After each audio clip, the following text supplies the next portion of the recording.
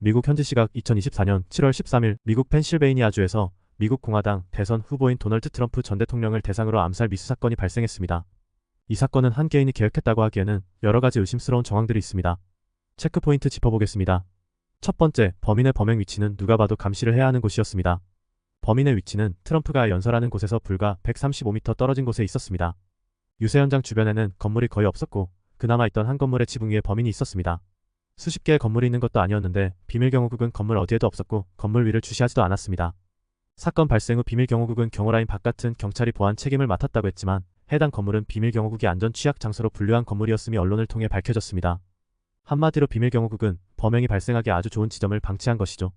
두 번째, 범인은 주변에 방해 없이 범행을 저질렀습니다. 범인은 소총을 들고 건물 위로 올라갔는데 자신의 몸을 숨기기 위한 은원패 주차도 하지 않았습니다. 마치 자신이 이곳에서 저격을 하더라도 누구도 방해하지 않을 것을 안다는 듯이요. 세 번째, 시민들의 신고를 받고도 대응하지 않은 경찰과 비밀경호국. 대놓고 건물 위로 올라간 범인은 시민들이 발견해 주변에 경찰에 신고했습니다. 현지 언론에 따르면 경찰은 트럼프 피격 26분 전에 범인의 수상한 거동을 신고받았다고 합니다. 그러나 경찰, 비밀경호국의 대응은 너무 느리고 안일했습니다. 건물 위에 총을 든 괴한이 있다면 대통령부터 피신시켜야 했습니다. 그러나 그들은 뻔히 보이는 범인을 그저 바라만 보고 있었습니다. 넷째, 총을 쏘자마자 사살된 범인. 범인은 트럼프에게 2.4로 4번 즉 총 8발을 발사했다고 합니다. 범인이 총을 쏘자마자 비밀경호국 저격수들이 기다렸다는 듯이 범인을 사살합니다. 즉, 경호팀 저격수들은 이미 범인의 위치에 대해서 예상했거나 인지하고 있었을 가능성이 높습니다. 어째서 범인이 총을 쏘기 전에 조치를 취하지 않은 것일까요?